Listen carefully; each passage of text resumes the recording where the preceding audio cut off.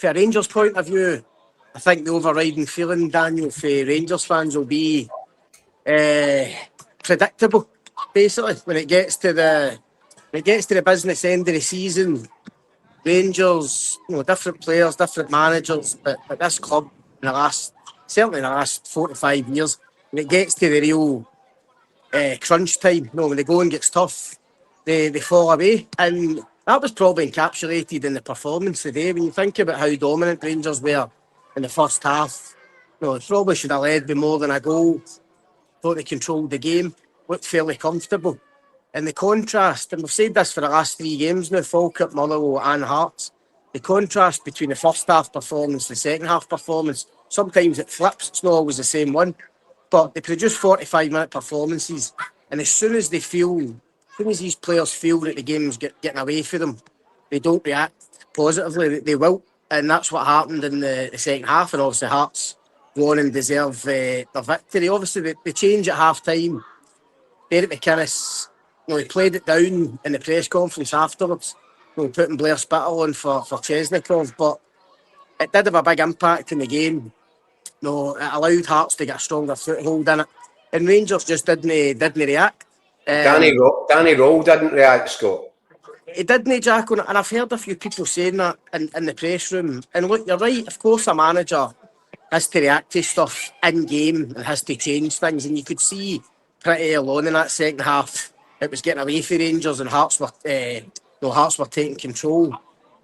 But honestly, at what point do you question players and their attitudes and their mentality? I mean, when you're a player on the pitch, you need to feel the game's getting away from you. You need to react positively yourself. And these players, honestly, I'll say it again, as soon as the going gets tough, they don't want to know about it. And of course, Danny Rohl will take a big chunk of the blame, but he'll come away from this, and I think he'll have learned a lot about a few of these players today that he didn't want to admit at the press conference afterwards when he was quizzed on mentality again. But I think there's one or two in that dressing room he'll have looked at in the second half today and thought they're not going to do going forward. Scott, look, you say he'll have learned a lot about his players. What had he learned about Skov Olsen that made him think that was a good idea to play him from the start and then leave him in the pitch for the length of time that he did? I know. I mean, it was a massive call getting into the game. I think I'd say to Daniel or Andy earlier in the week, I thought Danny Rohl had to do something a bit different with the team selection today, because Gassama and Asgard and people like that just haven't been doing it. I thought to give Rangers the edge, they had to do something a bit different. But I never thought for a minute Skov Olsen would start the game. I thought he might even turn to somebody like Antman, who hasn't played a lot of football either, but might just give them something. When we seen Skov Olsen's name on the team sheet, we were surprised. Yet again, plays on the periphery.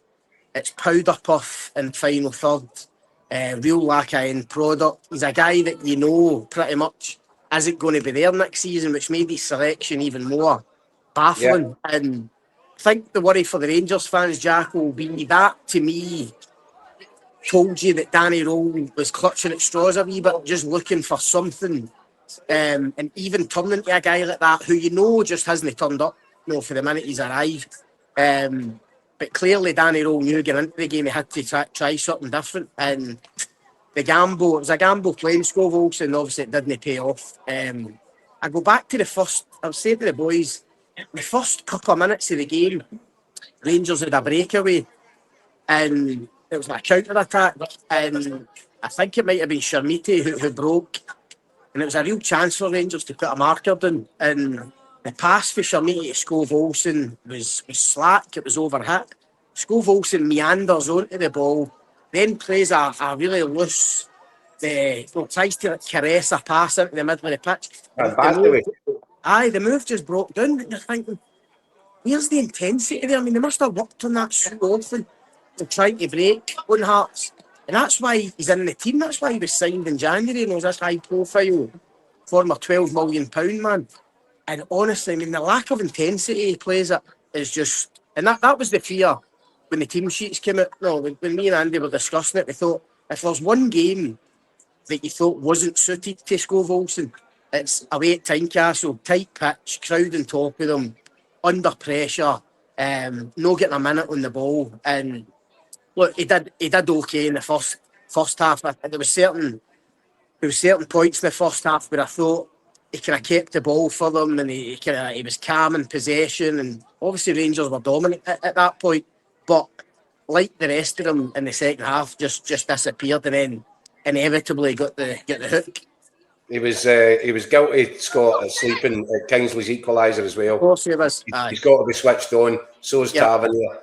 And then, again, Jack, even his body shape for that goal, it's just loose. It's flat. You're right. He's not switched on at all. It was shoddy, really, at the back post.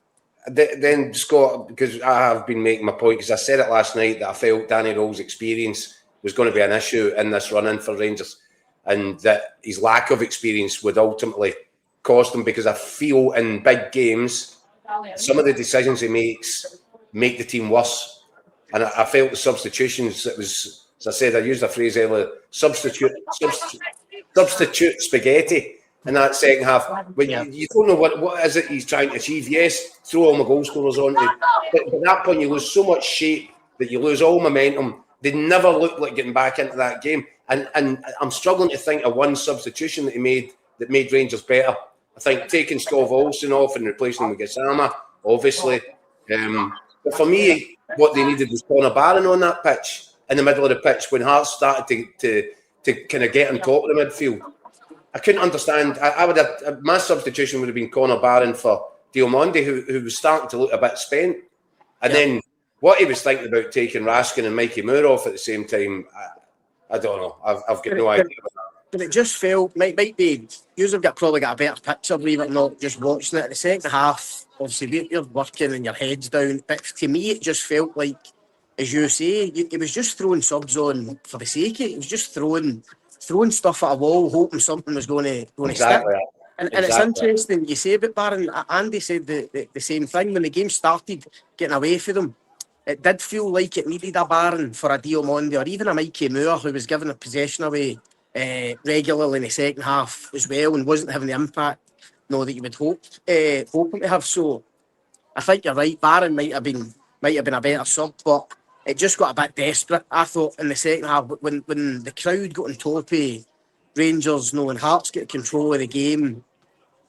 It just felt like he looked at his bench and thought, right, I've got attacking players here, let's just throw a few on and hopefully we can get back in the game. And as you say, they never really, I know Asgard hit the bar with a header, but they never really looked like getting that goal. Just before we let you get up the road, Scott, Peter asked in the comments, ask Scott if he really believes Rohl is the man to deliver Rangers a title. I've no reason to believe he would. Well, look, he's just told us the press conference there. I mean, he's been pretty honest in saying, this season it just hasn't been good enough. They've not been good enough to be champions. They've fallen short.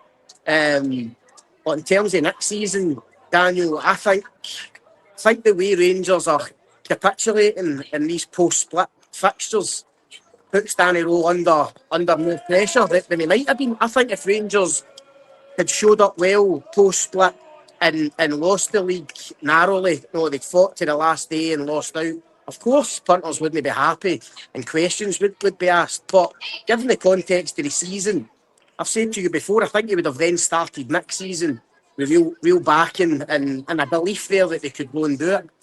I think he's in serious danger now of putting himself under major pressure at the start of next season because of how this season is threatening to end. As I said right at the top, to go into, he said in the past it's not about the players' mentality, and that's not an issue at Rangers anymore. But if you get to a point in the season, 5 games to go, get into a split against your rivals, and you go and lose the first 2 games, potentially lose the first 3 games if they get beat off Celtic next week. If that isn't a mentality issue, I don't know what is. I mean, that is the definition of a weak mentality, is that when it gets to crunch time, post-split against your rivals, when you need to show you've got the minerals to go and win a title, they've failed to do it. So I think if it keeps going like this in the next few games, the season really finishes with a whimper and Rangers end up third, I think Danny Rohl puts there'll be a lot more pressure on him at the start of next season than there might have been. The thing is, Scott, Just sorry, finally, Pete's a Hibs fan. Says, I really fear Rangers will turn up on Sunday and hand Hearts the title. It would be just like Rangers to get a win when the pressure's off them. Can you see that at 100%. all?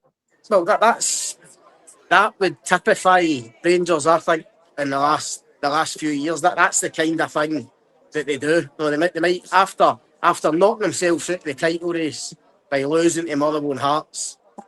Would it really surprise you if they go to Celtic Park and win and it's all too late? I don't think it would. There's probably every chance they could go there and win.